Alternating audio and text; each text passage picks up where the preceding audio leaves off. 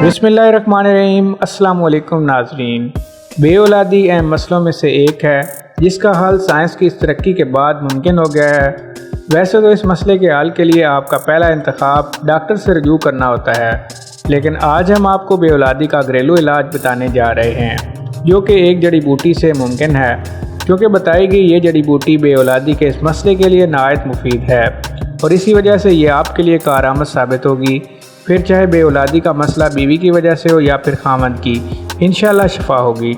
Video में बने रहने के लिए वीडियो को लाइक और चैनल को सब्सक्राइब ज़रूर किया करें ताकि हमारी हौसला अफजाई हो सके। तो चलें आपको मज़ीद मालूमात की तरफ ले जाते हैं। बेऔलादी का नुस्खा बनाने और उसका इस्तेमाल करने का तरीका। तमाशा बूटी लें, फिर उसका पाउडर बनाकर आधा चाय के चम्मच पानी के साथ खा लें।